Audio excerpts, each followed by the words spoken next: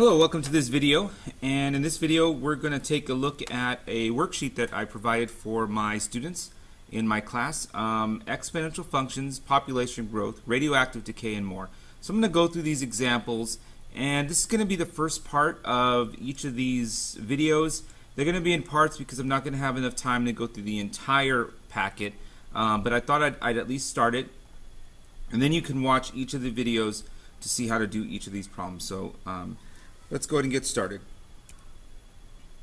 So the first thing we're going to do is look at an exponential growth model. And there are two types of growth models, but in applications we might want to use this for something called continuously compounded interest.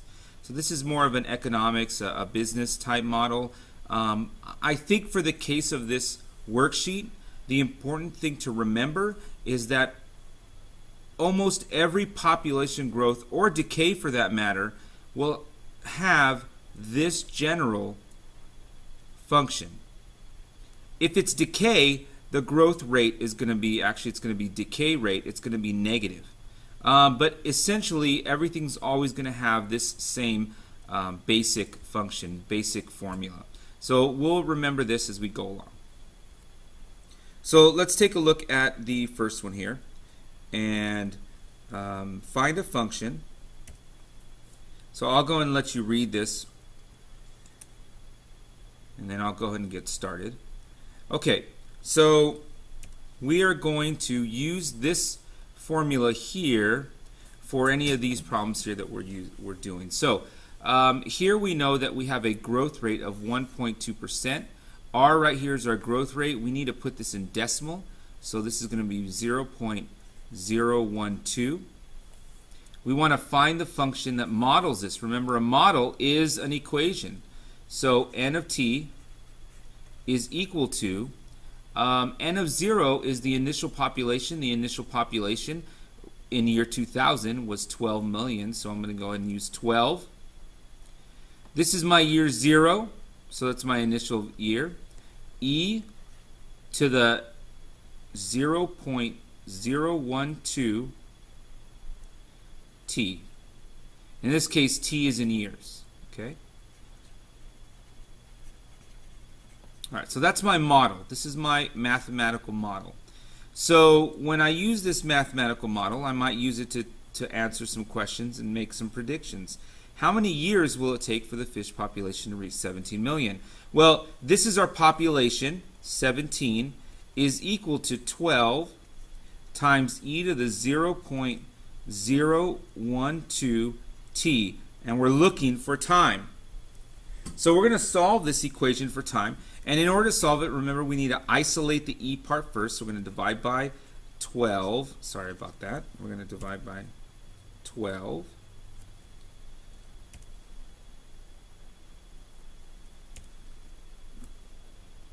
So we have 17 twelfths equals e to 0.012 t. We're going to take the ln, so we're going to have natural log of 17 twelfths equals 0.012 t, and we're going to divide by 0.012. So our time is going to be the natural log of 17 twelfths divided by 0.012. So let's go ahead and get an estimate of what that will be. So I'll bring up my calculator. I got some things in the way here. So let's see what we're going to have. We're going to have ln of 17 twelfths divided by 0.012. And we get 29 years. Okay. So we're going to get about 29 years. So how many years? 29 years. So it's just a matter of using our formula and solving for the correct variable. All right, so let's take a look at another example. Now we have a relative growth rate. This is a formula for finding the rate given to populations and to times. we can actually find this growth rate, and hopefully this makes sense. This is a rate. So a rate, remember, is something, a change in something divided by change in time. In this terms, we're talking about a growth rate. So in this case, we're going to do the change in the natural log divided by the change in time. So let's go ahead and find the relative growth rate in A. And so we're going to have the rate is the natural log of 33.87 minus the natural log of 29.76 divided by 10. It's just the difference, right? The change in time. And so we'll calculate that out to find out what R is. So we'll have ln of 33.87 minus ln of 29.76, and then we're going to divide that by 10, and we're going to get 0.0129. Okay, so 0.0129.